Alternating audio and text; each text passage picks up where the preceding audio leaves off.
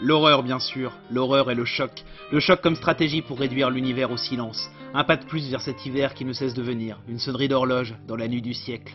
Un homme a dit un jour que la crise est cette période où l'ancien monde se meurt et où le nouveau tarde à naître. Un clair-obscur où s'observent les phénomènes morbides les plus variés, le repli, l'isolement, la peur et par moments une déflagration. En ce jour, le bruit est particulièrement terrible, au moins tout autant que le silence qui s'ensuit tandis qu'on essaie de retenir nos larmes pour faire bonne figure au travail devant nos collègues ou nos chefs. Des hommes qui meurent comme il en meurt tous les jours. On devrait commencer à être habitué. Alors, pourquoi les larmes? Parce que Charlie, un copain d'enfance avec lequel on a grandi, un copain qu'on a perdu de vue quand il a troqué son kéfier contre le costard 3 pièces, parce qu'il fallait bien vivre dans un monde où vivre signifie souvent se vendre. Un copain avec qui on pouvait s'engueuler quand, bourré, accoudé au comptoir, il se mettait à débiter les mêmes conneries entendues soir après soir sur TF1, mais vers qui on revenait quand même par nostalgie ou pour une blague sur le caca, avec qui on prenait toujours plaisir à échanger quelques mots à l'occasion d'une manif contre l'ennemi de toujours, le Front National. Ces manifs, tu t'en souviens camarade? De celles qui ne servaient à rien, si ce n'est à forger des souvenirs et une conscience. Qui alors aurait pu s'imaginer qu'un jour ce Front National si détesté se nourrirait ainsi du cadavre encore fumant de Charlie Hebdo, avec toute l'indécence qui le caractérise en chaque instant? Pas nous sans doute, mais c'est pourtant le cas et nous portons une responsabilité là-dedans.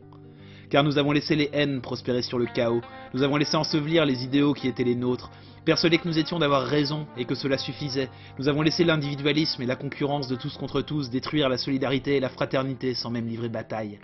Et alors qu'il n'y avait plus rien, les loups sont arrivés, en héritage de notre naïveté, puis de notre abandon.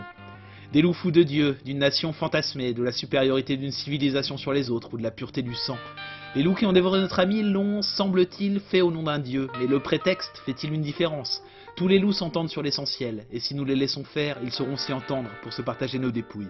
Heureusement pourtant, l'issue n'est pas déjà écrite. Nous sommes maîtres de notre destin, et il ne sera pas dit que nous nous laisserons dévorer sans un combat. Nous tous sommes les enfants de la France, non d'une France imaginaire, fille de l'église, de Jeanne d'Arc et de Clovis, mais d'une France née dans le fracas de l'histoire, quand pour la première fois un peuple a décidé de mettre à bas des impostures millénaires pour se constituer en tant que peuple. Nous sommes les enfants d'une révolution qui n'a jamais envisagé la France comme une ethnie, une couleur de peau ou une religion, mais qui considérait comme française toute personne vivant sur son sol et adoptant un enfant, nourrissant un vieillard, ou tout simplement ayant bien mérité de l'humanité. Les enfants d'une France où étaient citoyens toute personne se réclamant des principes de liberté, d'égalité, de fraternité, bien avant que ces principes ne soient usurpés par une petite caste de profiteurs, se drapant dans ces mots pour justifier les horreurs de l'impérialisme et du colonialisme. Enfants de France, le combat obstiné pour une vie meilleure et contre toutes les barbaries ne fait que commencer. Personne ne le mènera à notre place, chacun de nous aura à y prendre sa part. Sortez dans la rue, parlez-vous, marchez, aimez, luttez. Refusez le monde que l'on cherche à vous imposer en vous répétant à longueur de journée qu'il n'existe pas d'alternative. Cessez d'être les spectateurs de sa décomposition. Ce monde est à nous. C'est à nous de le construire ensemble, maintenant.